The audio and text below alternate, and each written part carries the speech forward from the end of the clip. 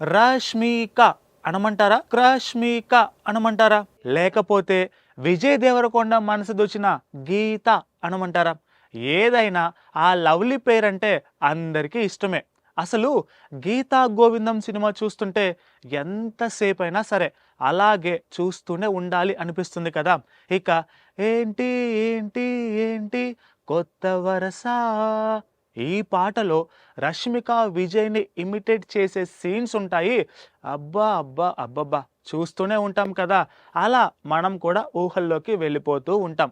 ఆ, సరేలే కానీ 2024లో చాలామంది సెలబ్రిటీలు పెళ్ళిళ్ళు చూసాం. నాగ చైతన్య, శోభిత పెళ్లి చేసుకున్నారు. కీర్తి సురేష్ తన బాయ్ ఫ్రెండ్ యాంటోనీని పెళ్లి చేసుకుంది. ఇక రకుల్ ప్రీత్ సింగ్, అదితి రావు హైదరి, ఇలా ఒక 6 డజన్ మంది హీరోయిన్స్ పెళ్లి పీటలు ఎక్కారుగా. అందరివి కూడా ప్రేమ వివాహాలు కావటం విశేషం. సో ఇప్పుడు లేటెస్ట్గా అందరి నోట రష్మిక విజయ్ దేవరకొండ పెళ్లి ఎప్పుడు అనే మాట.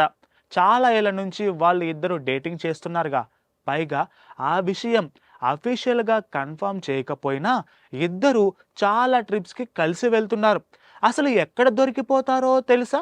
ఇన్స్టాగ్రామ్ పిక్స్లో ఇద్దరు సపరేట్గా పిక్స్ పెట్టినా బ్యాక్ డ్రాప్లో ఒక్కటే ఉండటం, లేదా రెస్టారెంట్కి వెళ్ళినప్పుడు ఆ ఫుడ్ పిక్స్ ఒకేలా ఉండటం.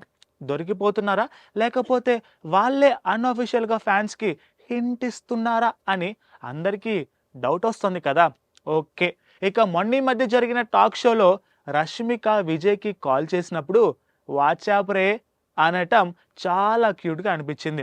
అసలు వీళ్ళ పెళ్లి మ్యాటర్ ఎందుకు ఇంత హాట్ టాపిక్ అయిందంటే, మొన్న ఎయిర్పోర్ట్లో ఒకరి క్యాప్ ఒకరు పెట్టుకోవటం చూసి ట్రిప్కు వెళ్ళిన సంగతి బయటకి వచ్చేసింది. వీళ్ళ పెళ్ళి 2025లో ఖచ్చితంగా జరుగుతుందని కూడా అంటున్నారు. చూద్దాం ఏం జరుగుతుందో. ఎంతైనా విజయ్ దేవరకొండ రష్మికల పేరంటే మీలో ఎంతమందికి ఇష్టం మరి? Please subscribe to the channel and download the Politicos app from the links in the description.